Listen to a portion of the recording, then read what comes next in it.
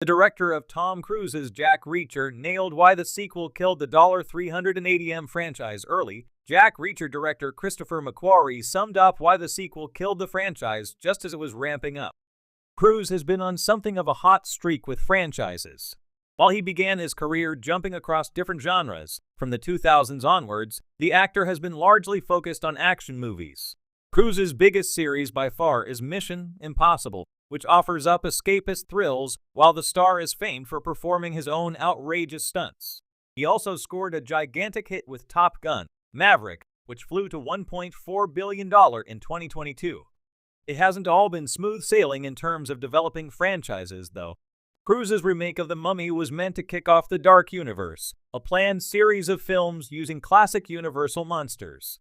Instead, the poor reviews and lackluster box office killed this shared universe before it could really begin.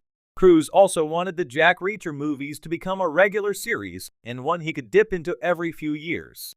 Controversy over Cruise's casting as Jack Reacher aside, the original was a comfortable success. Christopher McQuarrie says Never Go Back was the wrong book for Jack Reacher 2.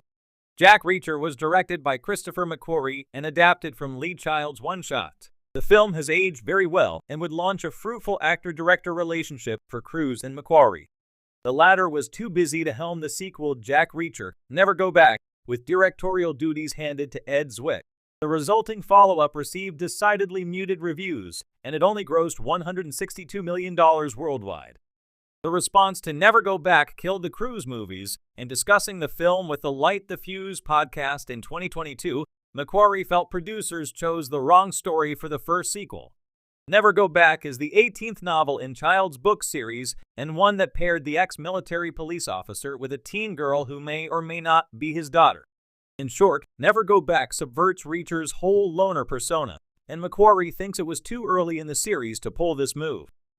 The Reacher character hadn't been firmly established in the minds of audiences either, so while this novel may have worked for a third or fourth entry, it fell flat for the first sequel. As McQuarrie summarized, Never Go Back is a road trip and a family story, which is a departure from the typical Reacher adventure. The second film should have gone deeper into the character and his psyche, which would have then allowed viewers to accept the story Never Go Back was telling in a future sequel. That groundwork simply hadn't been laid yet, hence the film didn't click.